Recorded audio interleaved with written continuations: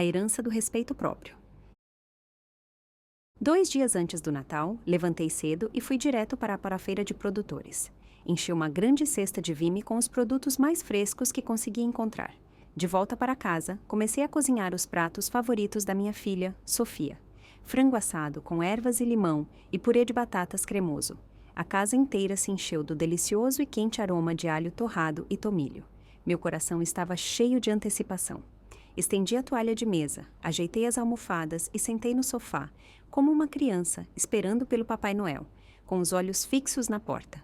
Sofia tinha acabado de terminar seu primeiro emprego em período integral após a faculdade. Ela insistiu em trabalhar até o último dia para causar uma boa impressão em seu chefe. Eu sempre soube que Sofia era muito diligente. Era pouco depois das 19 horas, quando finalmente ouvi a porta da frente se abrir. Levantei, sorrindo amplamente, e levantei os braços até a metade para um abraço, mas ela nem olhou para mim. Ela foi direto para os braços do pai, Cláudio, praticamente saltitando de alegria. Pai, eu recebi um bônus de R$ 5.000 este ano. Cláudio irradiava como uma árvore de Natal, com o rosto cheio de orgulho. Ele afagou a cabeça dela gentilmente. Essa é a minha garota. Estou muito orgulhoso de você. Então, meus sogros, Haroldo e Beatriz, entraram apressadamente com os rostos radiantes.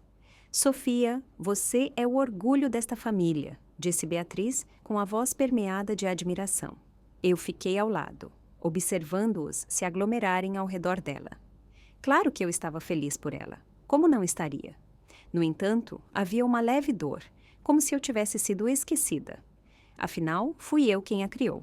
Dei um passo à frente, peguei a mão dela e sorri. Que dia longo! Você está com fome? Eu fiz seus pratos favoritos. Eu posso aquecê-los para você. Ela nem olhou para mim. Mãe, você pode parar de me fazer essas perguntas inúteis? Ela sibilou, visivelmente irritada. Então, ela se abaixou, abriu o zíper da bolsa e o rosto dela se iluminou de excitação. Ela puxou um maço de envelopes cuidadosamente embalados e os colocou orgulhosamente na mesa de centro, como se estivesse prestes a anunciar os vencedores de um concurso. Nesse momento, o irmão mais novo de Cláudio, Bruno, e a esposa dele, Emília, entraram. Os olhos deles imediatamente caíram sobre os envelopes espalhados na mesa de centro. Uau, Sofia, você está arrasando, disse Bruno, genuinamente impressionado. Eu presumo que estes são presentes para todos. Que gesto especial! Assim que Sofia viu Emília, ela pulou e a abraçou apertado. Tia, senti tanto a sua falta. Eu congelei naquele momento. Eu entendi. Ela podia tratar qualquer um como família. Qualquer um, menos eu. Enquanto todos se reuniam ao redor dela, Sofia pigarreou e sorriu brilhantemente. Para agradecer a todos pelo apoio neste ano, eu preparei uma lembrancinha para cada um de vocês. Ela começou a distribuir os cartões. Este é para o papai, um vale-presente Visa de R$ 2.000. Os avós ganham cada um voucher de spa de R$ 300. Os tios e tias ganham vales de supermercado gourmet de R$ 200. Eu não me movi, apenas a observei distribuir um cartão após o outro, sorrindo orgulhosamente. Emília a cutucou gentilmente e sussurrou. Querida, acho que você esqueceu alguém. Sofia deu um tapa brincalhão na testa, como se algo tivesse acabado de lhe ocorrer. Deus, você está certa. Eu acho que ainda tem um na minha bolsa. Uma onda de alívio me percorreu. Então, ela tinha pensado em mim, afinal. Talvez ela tivesse guardado meu presente para o final. Talvez fosse algo especial. Eu estendi a mão, exatamente no momento em que ela se abaixou e pegou nossa cachorrinha, Luna, e a embalou como um bebê. Ela enfiou o último envelope no suéter de Luna e disse carinhosamente: Este é para você, Luna, por ter sido tão boazinha este ano. Eu fiquei ali, paralisada. Meu sorriso congelou, minha mão pairando inútil no ar. Após uma longa pausa, consegui dizer em voz baixa: Sofia, e o meu? Ela se virou para mim, a voz suave, mas cortante. Mãe, você está em casa o dia todo. Você não trabalha. Você não entende como o meu trabalho é exaustivo. Você cozinha e limpa, claro. Mas essa é a sua escolha. Você não me ajudou com nada importante. Por que eu deveria te dar um presente? Emília correu, puxou-a gentilmente para o sofá e sussurrou para ela parar. Mas Sofia ainda não tinha terminado. Ela sorriu e puxou outra surpresa da bolsa. Ah, e adivinhem só, eu reservei voos para todos passarem a véspera de Ano Novo em Salvador, Bahia. Nós voamos amanhã à noite. Eu permaneci em silêncio, pensando. Ok, sem presente. Pelo menos vamos viajar juntas. Talvez essa fosse a maneira dela de mostrar que gostava de mim. Ela era minha filha. Quem guardaria rancor por algo assim? Comecei a folhear os envelopes com os outros, procurando meu cartão de embarque, mas não conseguia encontrar nenhum confusa. Olhei para ela. Ela levantou o queixo, como se estivesse dando instruções. Mãe, você não vem. Eu preciso que você cuide da Luna. Ela se sentiria terrível sozinha aqui, e você é a pessoa perfeita para o trabalho. Foi isso. Foi o momento em que algo se quebrou dentro de mim. Para minha filha, eu não era nada. Eu não valia nem o preço de uma passagem aérea. A raiva subiu no meu peito. Eu balancei o braço e o prato de biscoitos que eu tinha assado se espatifou no chão. O barulho ensurdecedor soou como um alarme de incêndio. Ana, o que diabos está acontecendo com você? Perguntou Beatriz com a voz estridente. Haroldo franziu a testa em desaprovação. Você arruinou a noite? Que comportamento é esse? Cláudio, sussurrou Beatriz. O casamento com uma mulher assim foi uma maldição desde o início. Sofia piscou, depois franziu a testa. Meu Deus, mãe, sério? É só uma viagem para Salvador. Eu te levo no ano que vem, quando eu receber outro bônus ótimo. Agora está todo mundo bravo. Satisfeita? Bruno abriu a boca como se quisesse dizer algo, mas Emília pegou a mão dele e balançou a cabeça. Soltei uma risada fria e amarga. Então, é isso que é preciso para vocês me notarem, hein? Eu tenho que jogar algo para lembrá-los de que eu existo. O rosto de Cláudio escureceu, a paciência dele esgotada. Ele apontou para o prato quebrado no chão. Você tem ideia do quão ridícula você está se comportando agora?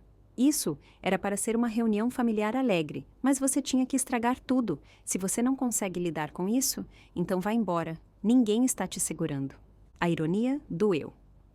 Eu não pertencia à família.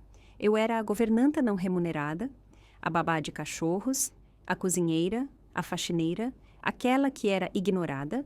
Eu tirei o avental, joguei-o de lado e corri para o quarto. Eu coloquei todas as roupas que conseguia encontrar em uma bolsa.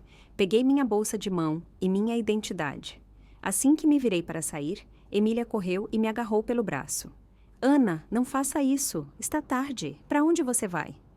Ela olhou para trás e gritou. Sofia, fale com sua mãe. Não a deixe ir assim. Sofia nem se endireitou.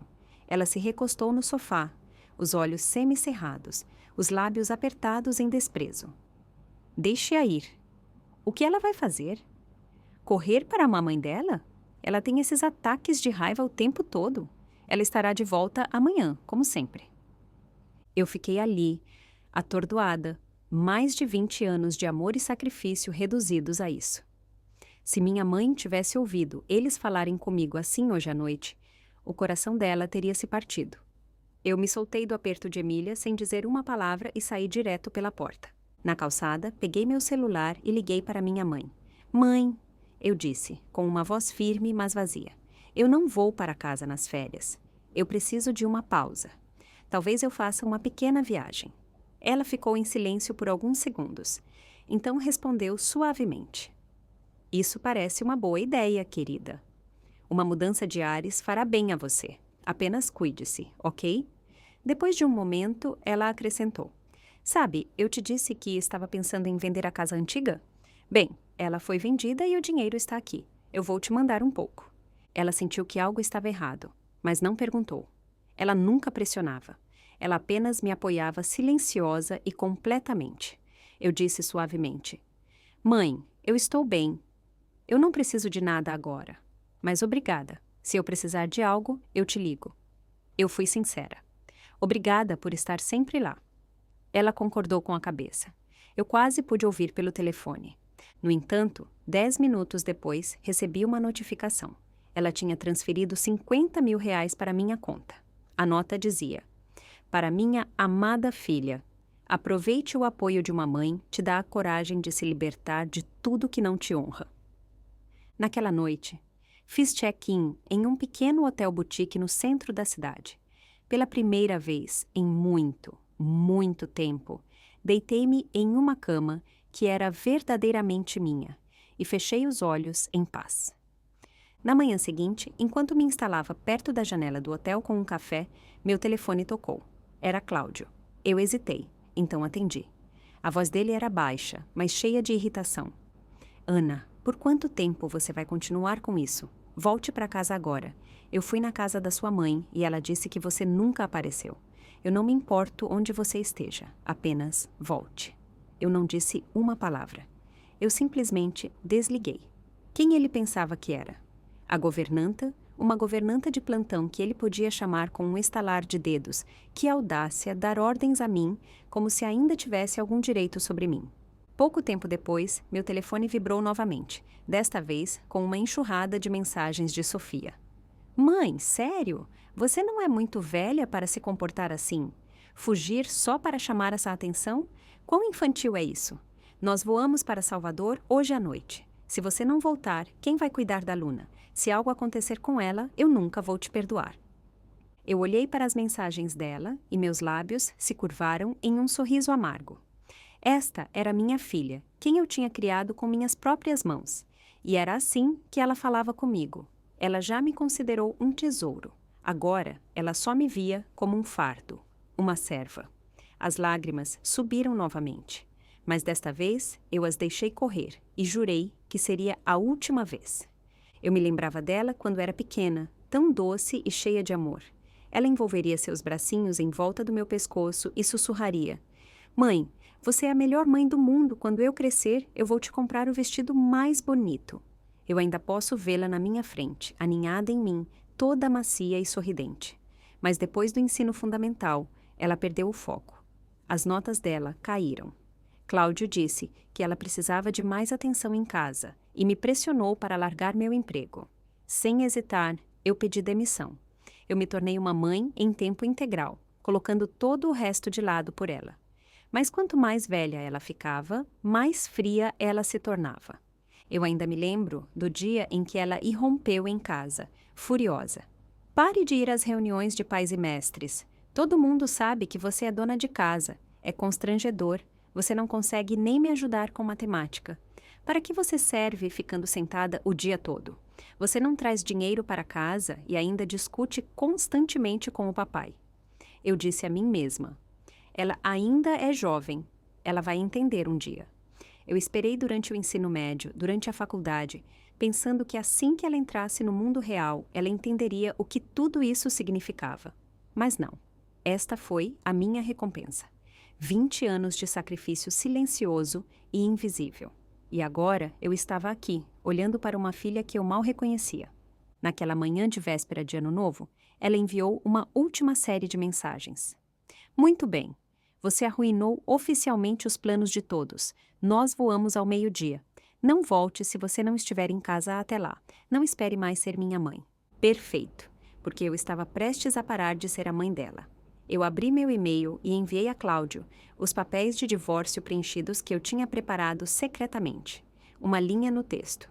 Por favor, assine em breve. Se você se recusar, eu irei ao tribunal. Então, eu desliguei meu telefone, peguei minha bolsa e fui para o aeroporto.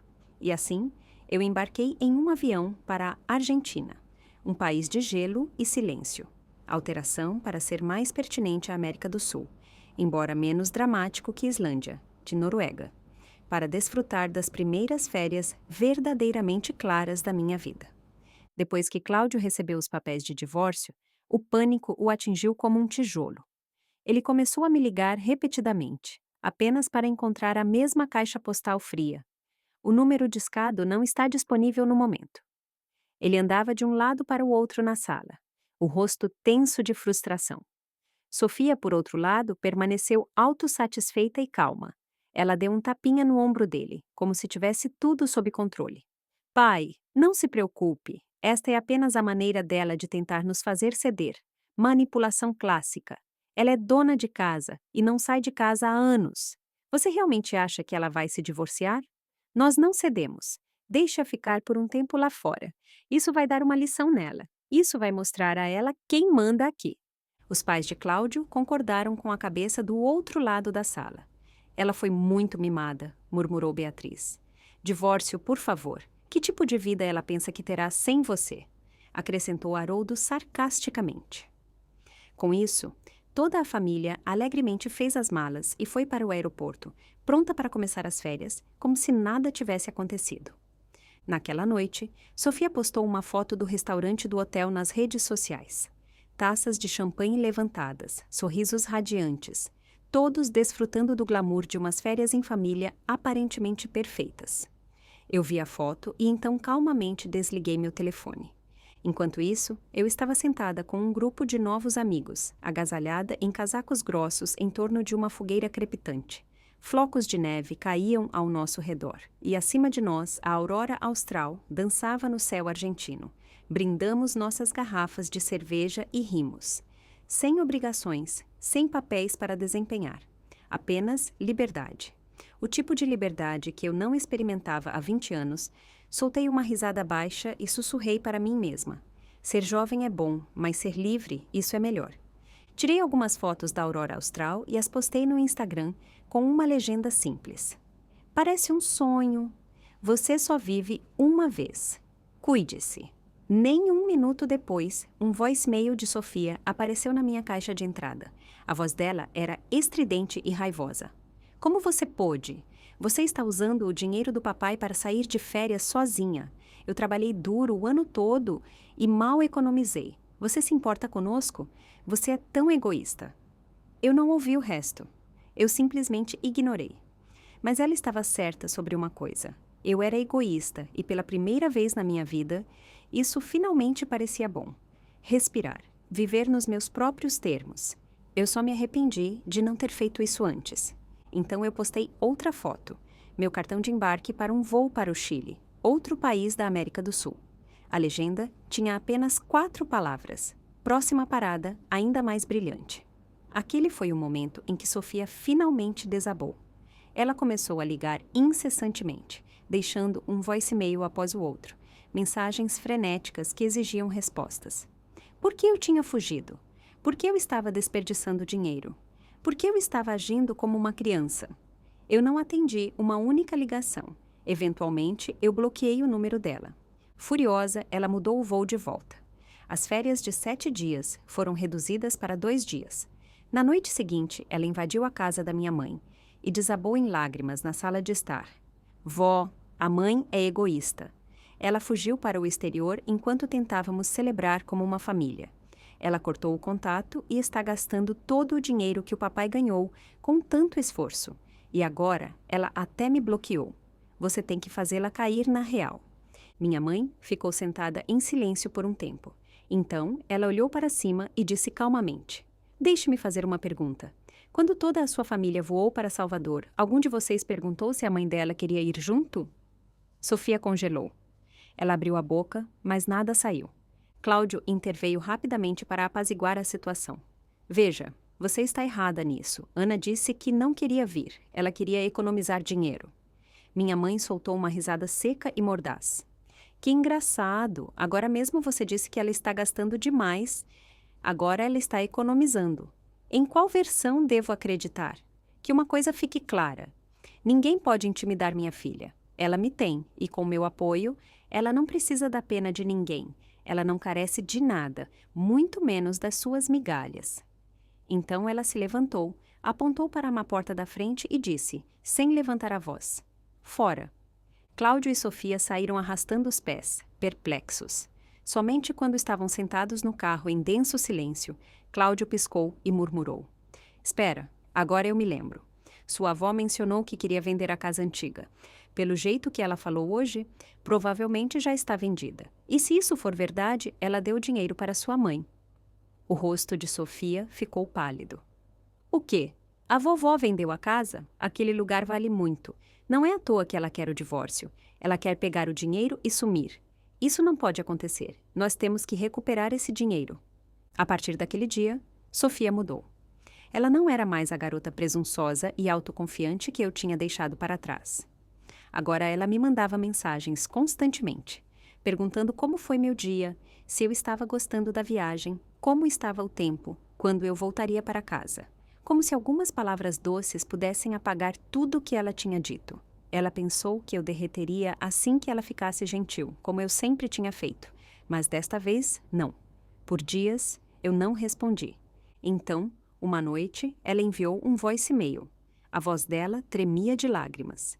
Mãe, eu estraguei tudo. Eu sinto muito. Eu não queria isso. Eu estava com tanta raiva. Eu não pensei que você realmente fosse embora. Por favor, volte. Eu juro que serei diferente. Eu vou mudar. Apenas volte para casa, ok? Eu ouvi e ri baixinho. Ela ainda não entendia.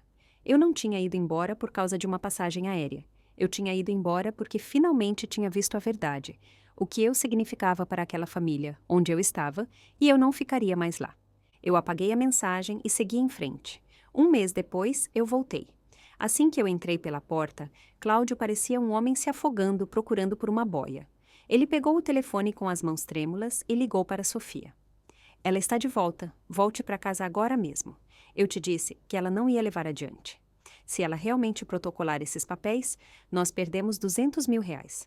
Sofia apareceu em um instante. Assim que ela me viu, ela abriu os braços e correu em minha direção. Mãe, você finalmente voltou. Eu senti tanto a sua falta. Eu levantei a mão e a parei abruptamente. Então, eu calmamente puxei os papéis de divórcio da minha bolsa e os coloquei na mesa.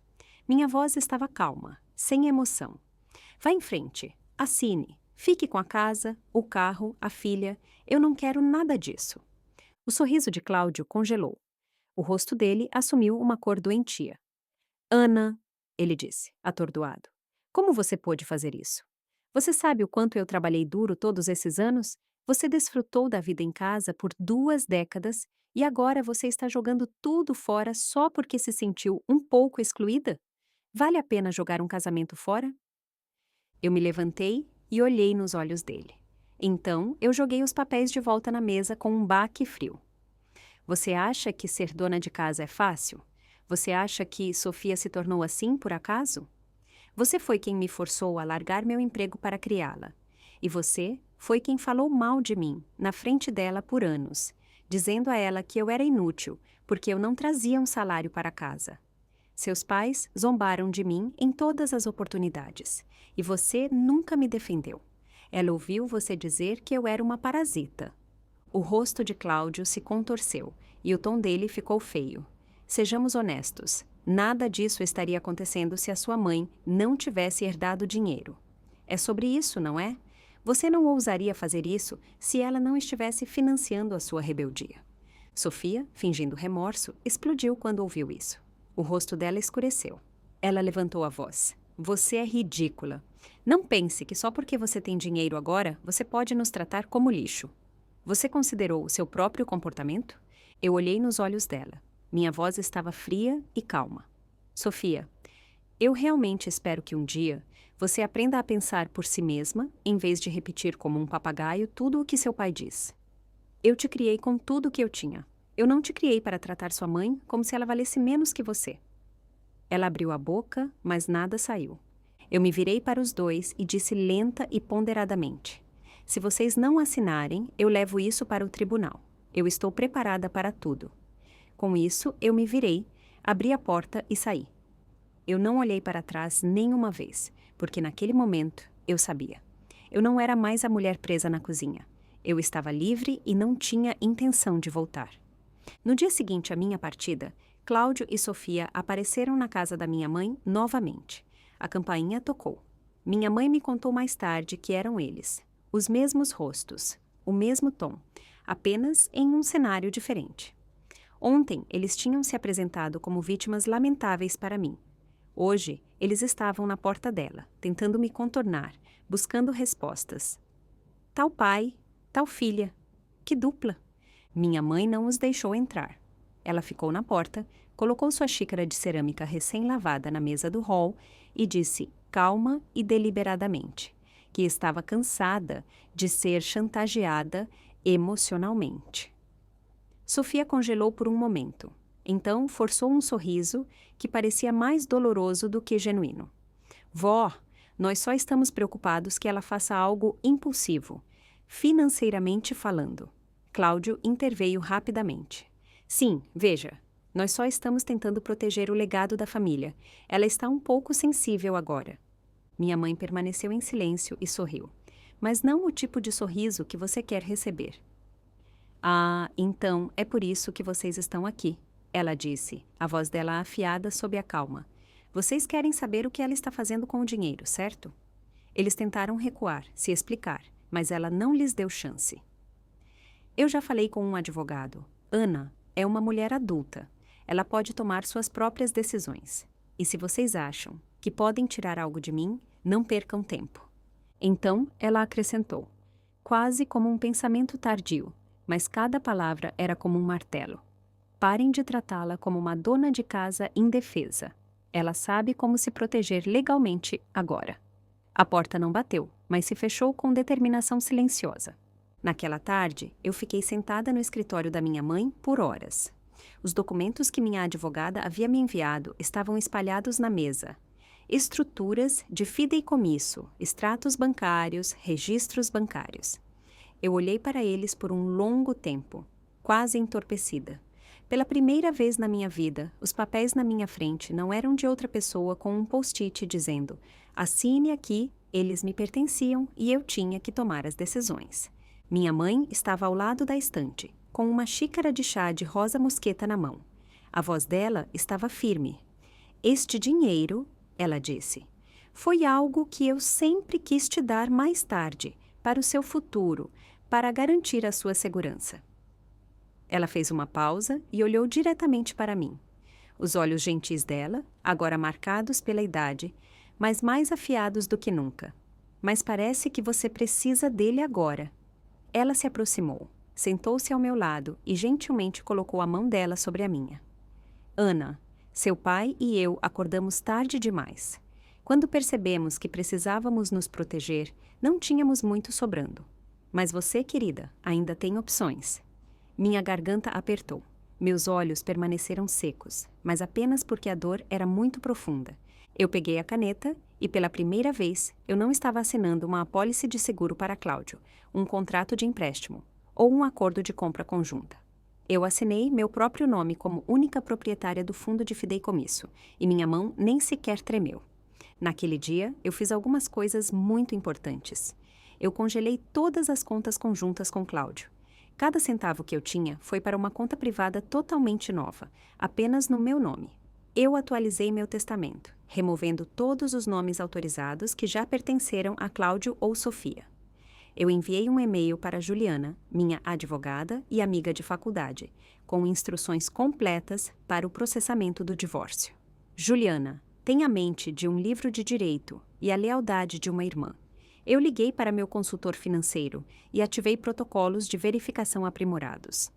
Nenhuma movimentação de dinheiro sem minha autorização pessoal expressa.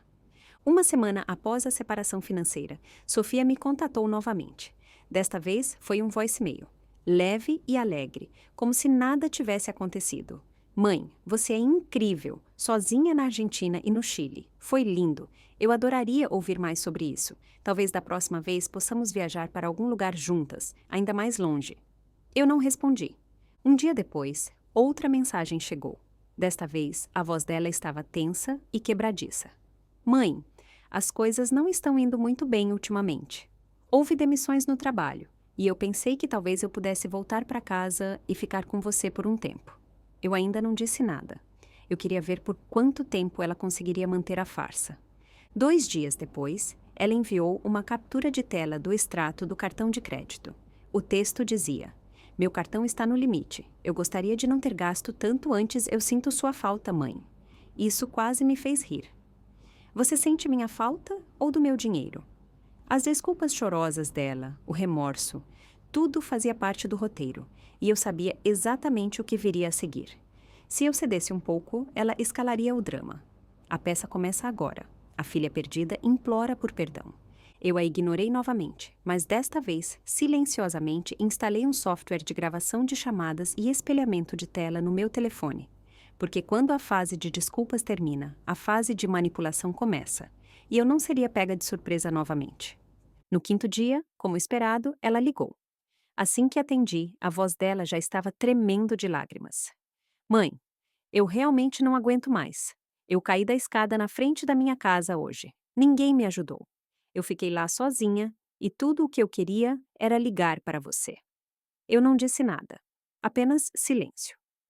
Ela esperou um momento, então mudou de assunto em um tom mais tenso. Você mudou sua senha bancária recentemente? Eu tentei verificar sua conta de luz ontem e não consegui entrar. Eu sorri suavemente, embora minha voz permanecesse calma. Eu melhorei a segurança da minha conta. O banco recomendou. Eles dizem que o roubo de identidade está aumentando. A voz dela imediatamente ficou mais aguda. Mãe, eu não sou uma estranha. Eu sou sua filha. Você está realmente protegendo sua conta de mim? Eu me mantive firme. Se você realmente quer ajudar, envie os documentos que eu solicitei no mês passado, mas não toque na minha conta bancária de novo. Ela ficou em silêncio por alguns segundos. Então, ela soltou uma risada amarga. Certo, então eu sou uma estranha agora, não é? Eu respondi calmamente. Você se fez uma, no dia em que começou a me tratar como um caixa eletrônico.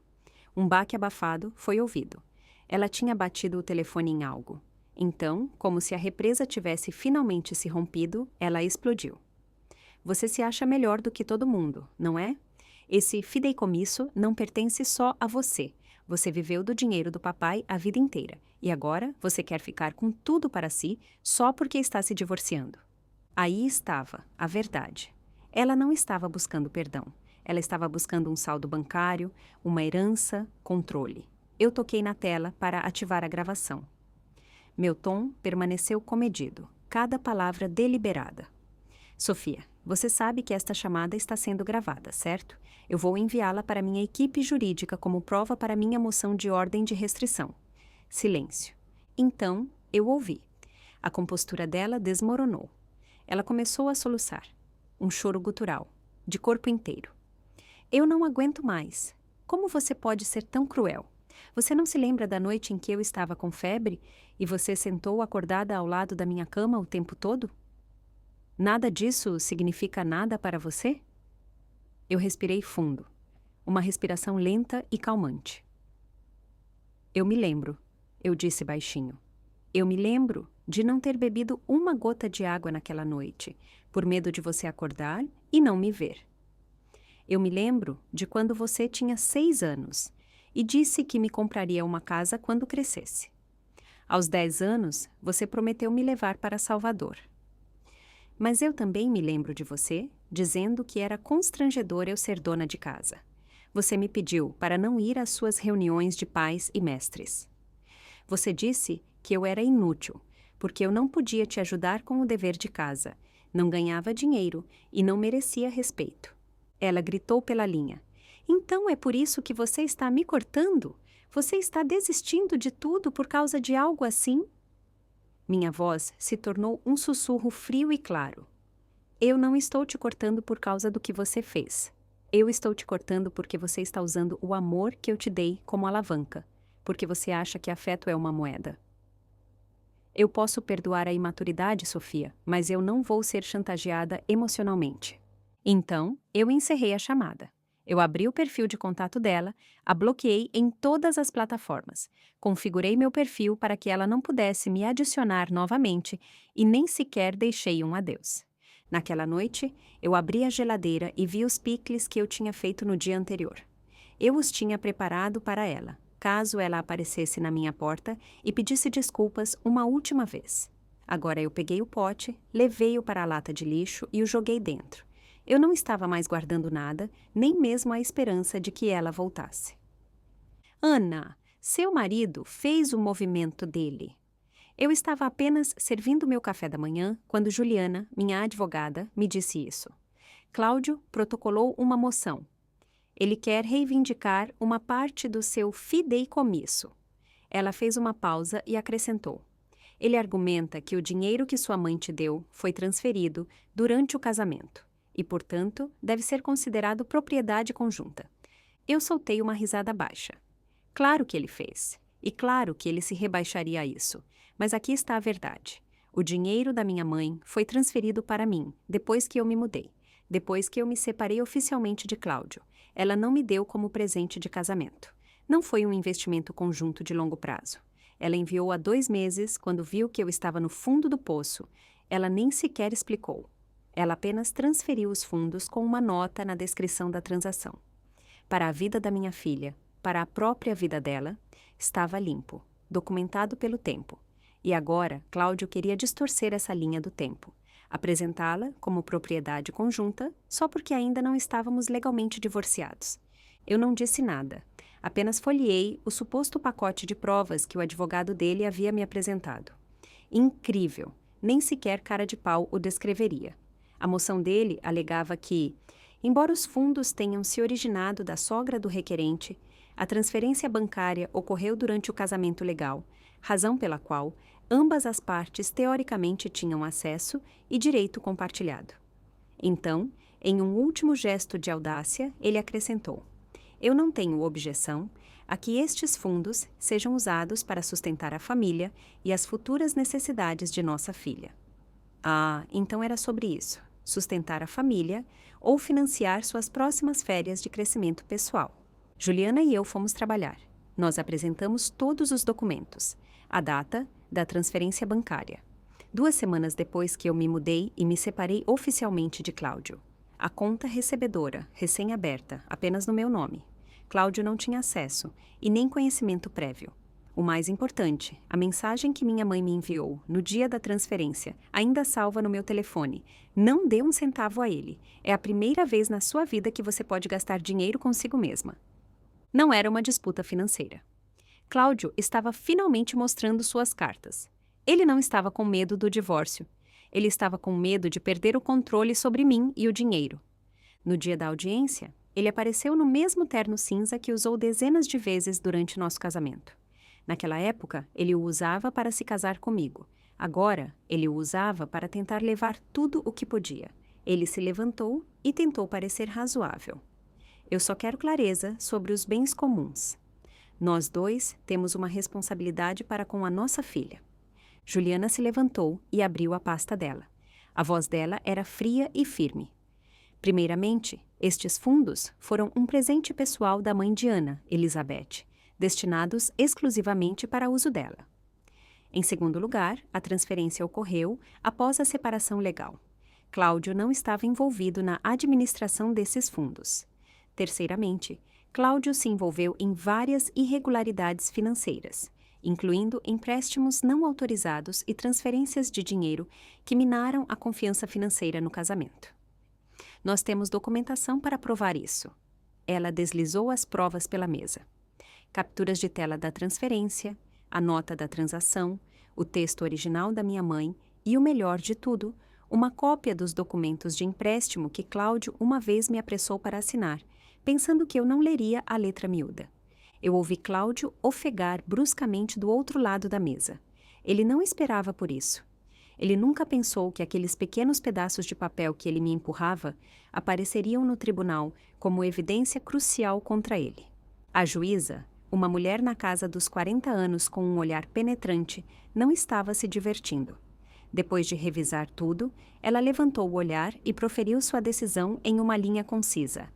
É evidente que estes fundos foram um presente pessoal da mãe de Ana, Elizabeth, após a separação. O Sr. Santos, sobrenome fictício para Cláudio, não tem absolutamente nenhuma reivindicação legal sobre eles. Ouviu isso? Ela disse com graça profissional, mas a mensagem era clara.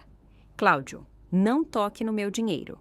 Do lado de fora do tribunal, Juliana me deu um café enquanto estávamos nos degraus de pedra, observando Cláudio falar com seu advogado nervoso. Ela sorriu. Você sabe do que ele realmente tem medo. Eu tomei um gole. Ele não tem medo de ficar sem dinheiro. Ele tem medo de você. Medo de você poder gastar dinheiro agora sem pedir a permissão dele. Eu ri baixinho. Eu não disse o que o assusta mais. Não é o divórcio. É o fato de eu ter saído e estar melhor sem ele. Eu olhei para o documento do tribunal na minha mão. No topo estava escrito: Petição de divórcio oficialmente protocolada. E aquelas 5 palavras simples impressas, eram mais reconfortantes do que qualquer promessa que ele já tinha feito. No dia em que saí do tribunal, eu não fui para casa. Em vez disso, fui para a biblioteca municipal e preenchi um pedido de trabalho voluntário. Esse sempre foi o meu trabalho dos sonhos: ajudar as pessoas a encontrar o que precisam, recomendar livros, resolver problemas que são condensados em uma única folha de papel. Naquela época, Cláudio tinha rido. Quanto eles vão te pagar por isso? É melhor você ficar em casa com Sofia.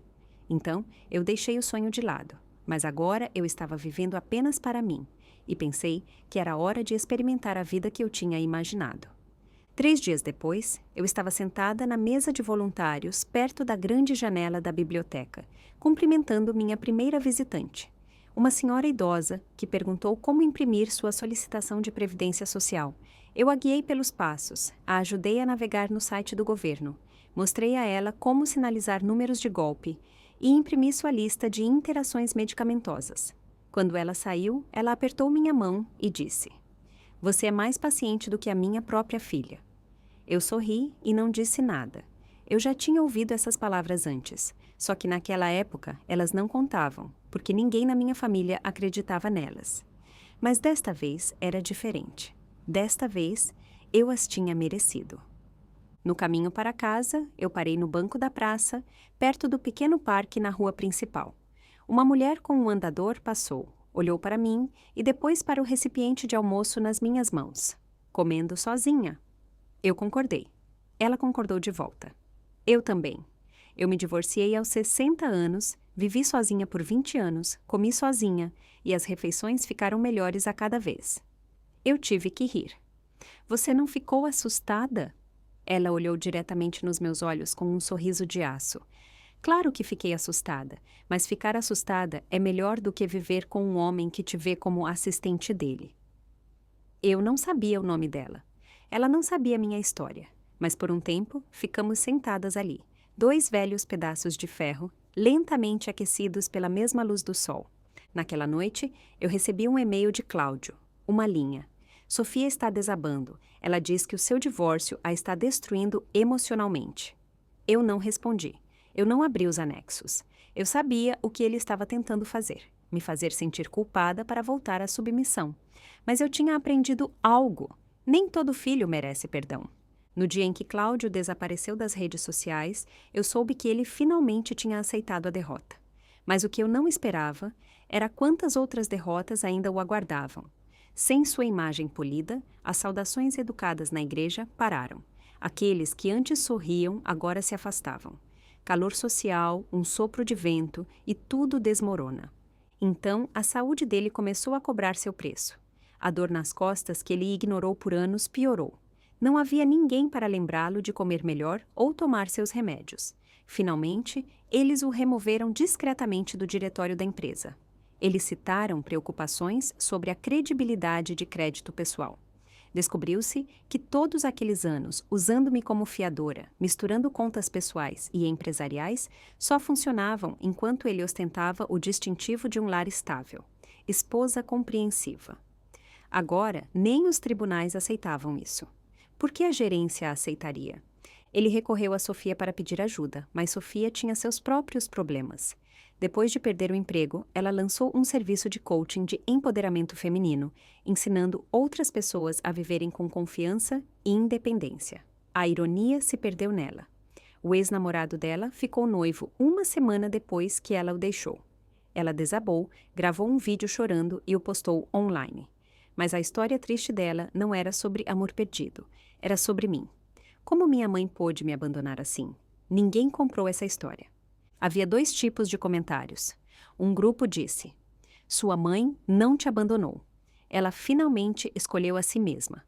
Os outros usuários anônimos republicaram minha foto, aquela em que estou debaixo da aurora austral na Argentina, o casaco esvoaçando ao vento, com o seguinte texto: Esta mulher não fugiu. Ela voltou para casa para si mesma. Alguém tinha curtido o comentário. Fui eu. Eu não atendi as ligações dela. Eu não abri os novos e-mails de Cláudio. Eles não mereciam mais o meu tempo. A única coisa que nos conecta agora é uma conta de advogado compartilhada. Eu transformei essa história em um episódio de podcast e a enviei para um programa sobre mulheres se reinventando após a aposentadoria. O apresentador encerrou o episódio dizendo: Esta história é de Ana Silva, que quer que você se lembre, uma mulher não está destinada a desaparecer no pano de fundo de sua família ou sociedade. Ela está destinada a brilhar. Ele teve mais visualizações do que eu esperava. Centenas de comentários se destacaram. Eu fiz minha filha ouvir. Ela não disse uma palavra. Eu chorei, mas não de tristeza. Eu quero tentar também. Ela não desapareceu. Ela voltou para si mesma. Nesta primavera, eu caminhei pelas trilhas da floresta, na periferia oeste da cidade de Tênis. Garrafa de água na mão, conversando com um grupo de voluntários locais. Na metade do caminho, uma mulher me pegou pelo braço e perguntou: Você é Ana? Eu concordei. Eu ouvi sua história. Você realmente fez isso. Você fez o que todos nós tínhamos medo de fazer. Eu segurei a mão dela por um momento. Eu não disse uma palavra, porque naquele momento eu percebi. Eu não era a mulher que correu para fora da cozinha, soluçando e implorando por sua liberdade. Eu era a mulher que saiu, ficou ereta, sorriu amplamente e era forte o suficiente para ajudar outra pessoa a dar o primeiro passo. Eu sou Elizabeth. Eu sou Elizabeth, a mãe de Ana. No dia em que Sofia e Cláudio vieram à minha porta, estava muito frio. Eu fiquei bem na porta e os observei com seus sorrisos exageradamente amigáveis e seus olhos que continuavam vagando para o mesmo canto da minha sala de estar. Eles não pediram para entrar e eu não os convidei. Eu não tinha interesse em ouvir outra palestra ensaiada sobre preocupação ou união familiar. O que eu notei foi como os olhos deles constantemente se desviavam para o armário de arquivos antigo no canto, que continha décadas de registros, recibos e documentos de Ana. Eles não estavam lá para verificar o bem-estar de ninguém. Eles estavam lá para verificar as contas e eu os vi através. Eu nunca fui boba. Eu me lembro da primeira vez que Ana trouxe Cláudio para casa.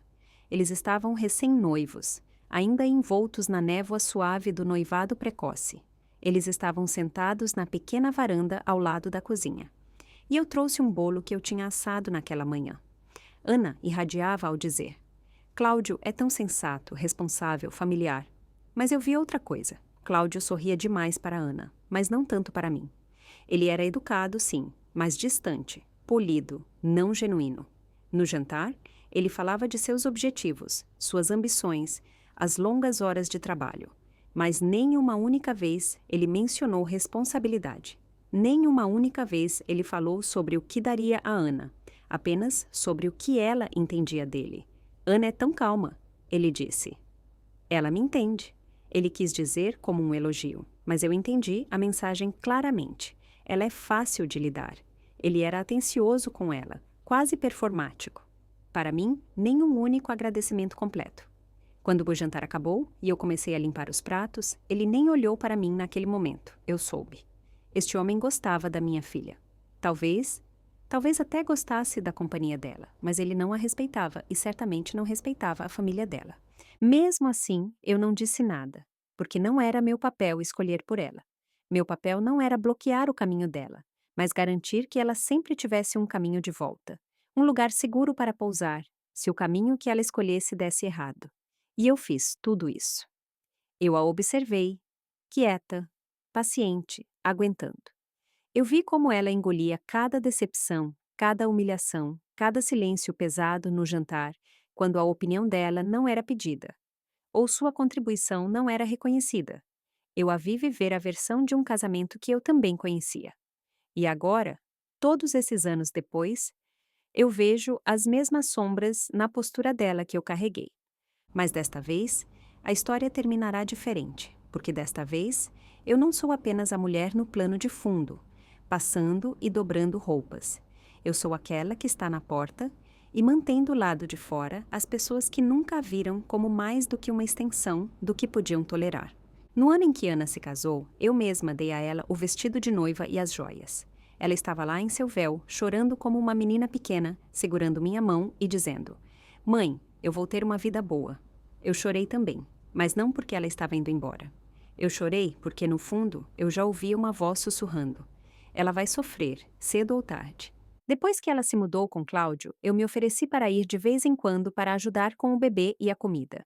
Ela tinha acabado de dar à luz a Sofia. Estava exausta. Mal conseguia terminar uma frase sem adormecer. Cláudio era educado comigo, aparentemente, mas a educação dele sempre tinha um tom subjacente, como se eu fosse uma convidada me impondo. Eu me lembro que uma vez no jantar, eu casualmente observei: a tosse de Sofia pode melhorar se você colocar uma compressa quente nela à noite.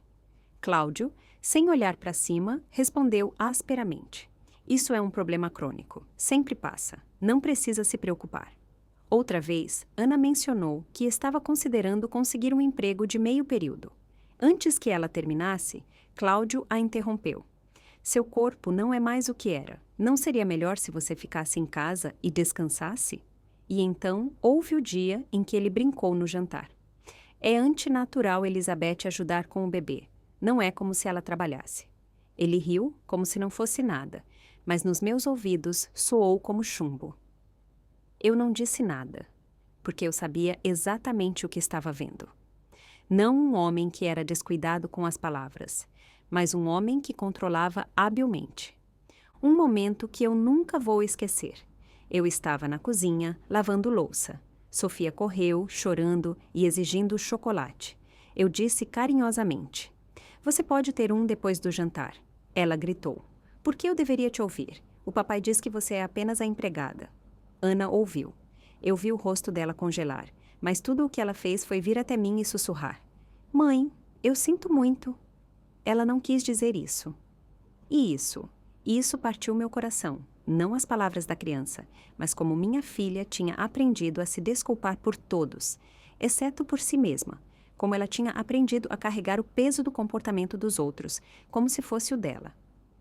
Ela nunca levantou a voz contra Cláudio. Ela nunca causou problemas com os pais dele. Ela engoliu a dor, sorriu através do sofrimento e tratou a injustiça como se fosse parte do contrato de casamento. Cláudio nunca lavou louça, nunca trocou uma fralda. Nas raras ocasiões em que ele pegava uma vassoura, ele era celebrado como o marido perfeito.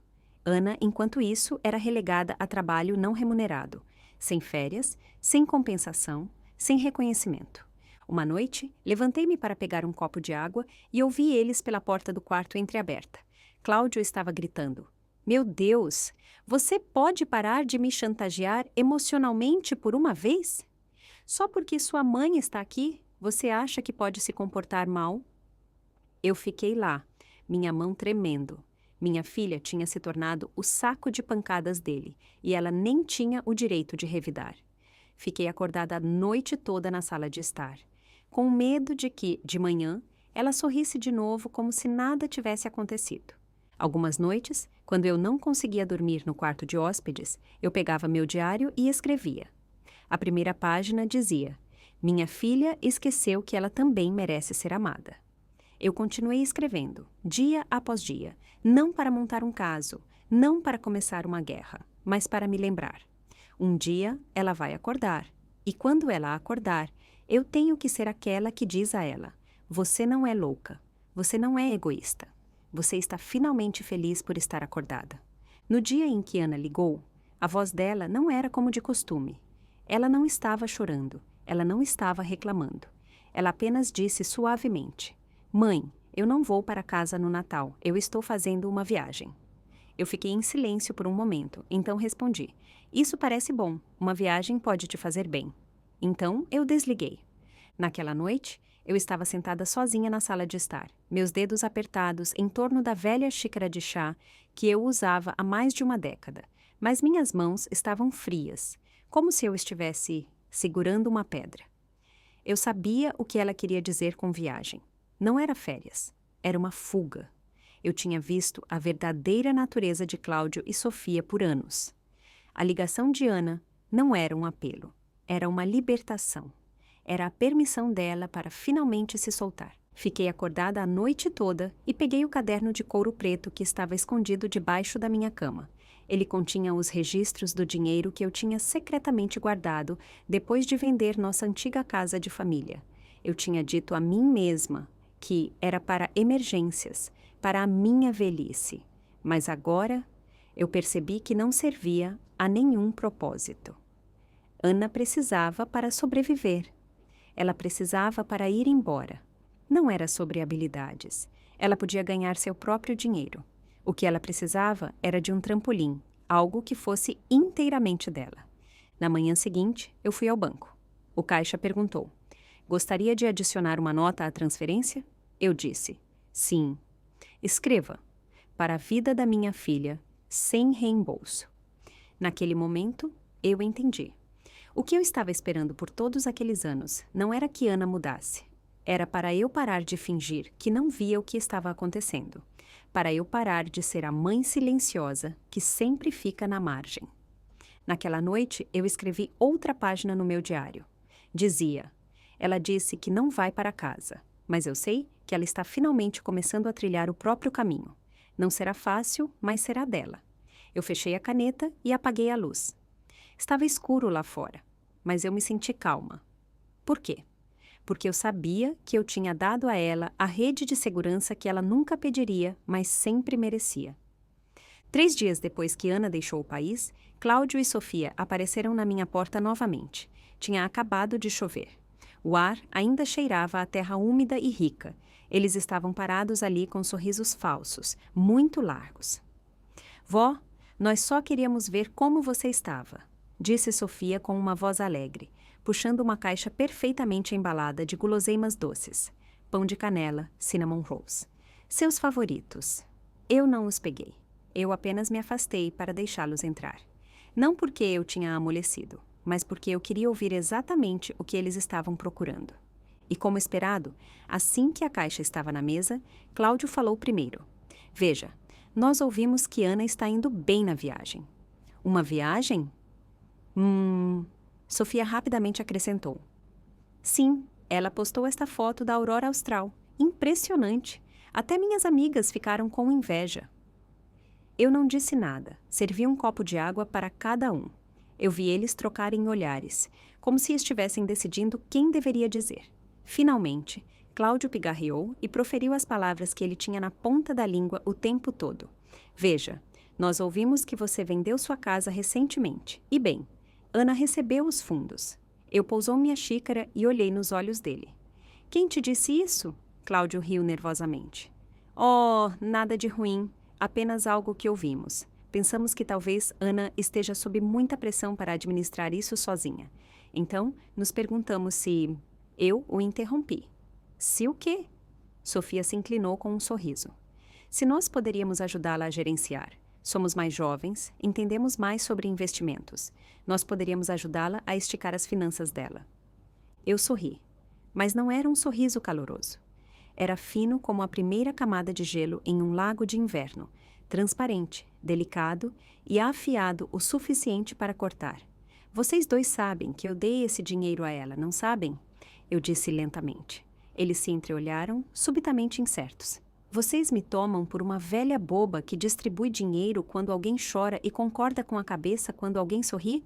Minha filha ganhou esse dinheiro da maneira mais difícil, sobrevivendo. Nenhum de vocês vai tocar em um centavo disso." O sorriso de Cláudio desapareceu. A boca dele se contorcendo enquanto ele tentava salvar a conversa. "Veja, isso é apenas um mal-entendido nós." Eu disse friamente: "Não há mal-entendido. Eu ouvi como você tratou minha filha, como você a desperdiçou, como você gastou o dinheiro dela e ainda teve a audácia de repreendê-la como uma criança.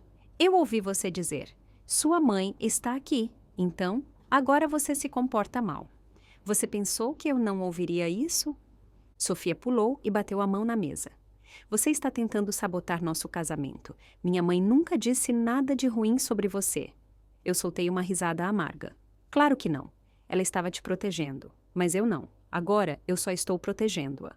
Eu fui até a porta e a abri. Eu disse o que eu queria dizer. "Vocês não vão tocar nesse dinheiro. E se algum de vocês aparecer aqui de novo," eu gritei para eles, "eu vou chamar a polícia. Não subestimem a idade como fraqueza." Eu sei exatamente do que eu sou capaz. Eles ficaram paralisados na porta, atordoados. Cláudio se virou primeiro, a mandíbula cerrada. Sofia me lançou um olhar que poderia ter iniciado um incêndio, e o seguiu. Eu fechei a porta, e quando a tranca se encaixou, soltei um longo, lento e firme suspiro. Eu estava preocupada que Ana pudesse ser arrastada de volta. Ela sempre foi gentil, sempre pronta para ceder no último minuto, para se comprometer. Mas depois daquela conversa no escritório dela, eu vi. Ela tinha mudado. Ela não era mais a mulher que costumava ser. Poucos dias depois, eu me esgueirei para ir na audiência dela. Eu estava sentada na última fileira, escondida atrás de uma coluna, e a observei em um terno impecável ao lado da mesa da peticionária. Ela não chorou. Ela não estremeceu quando o advogado de Cláudio tentou distorcer os fatos, fazer perguntas confusas, encurralá-la. Ana respondeu clara e calmamente. A voz dela era firme, o olhar dela inabalável. Ela não era mais a mulher que engolia a dor. Ela era outra coisa agora, como uma espada que tinha sido lentamente afiada em silêncio, ano após ano. E naquele dia, na frente de todos, ela finalmente a levantou e se libertou. Meus olhos se encheram de lágrimas, não de tristeza, mas de orgulho. Após a audiência, eu me sentei em um banco de metal frio por 30 minutos, deixando o vento chicotear meu rosto. Eu percebi que eu não estava esperando que ela ganhasse o caso. Eu estava esperando que ela ganhasse sozinha, sem se desculpar, sem se diminuir. Naquela noite, ela me enviou um voicemail. O vento podia ser ouvido no fundo enquanto ela dizia baixinho: "Mãe, não se preocupe comigo, eu estou bem." Eu olhei para aquela mensagem por um longo tempo, sorrindo apesar da dor no meu peito. Na manhã seguinte, eu fui para o centro de idosos local. Era um lugar pelo qual eu tinha passado centenas de vezes, mas nunca havia entrado. Eu sempre disse a mim mesma que tinha que ficar em casa, caso Ana precisasse de mim. Mas agora eu sabia. Ela não precisava de uma mãe esperando nos bastidores. Ela tinha se tornado sua própria rede de segurança. Era hora de eu dar uma vida a mim mesma também. Eu me inscrevi em uma aula de cerâmica e em um grupo comunitário de leitura de memórias. No primeiro dia, a professora nos pediu para escrever uma frase que nos definisse. Eu escrevi: "A decisão da qual mais me orgulho não foi dar a vida a ela, mas apoiá-la na busca pela dela." Depois da aula, uma mulher mais velha se aproximou de mim e tocou meu braço suavemente. "Essa frase", ela disse, "para quem foi?" "Minha filha", eu respondi. Ela concordou com a cabeça. "Ela deve ser extraordinária." Eu sorri. "Ela realmente é." Naquela noite, eu dormi profundamente. Eu não acordei no meio da noite.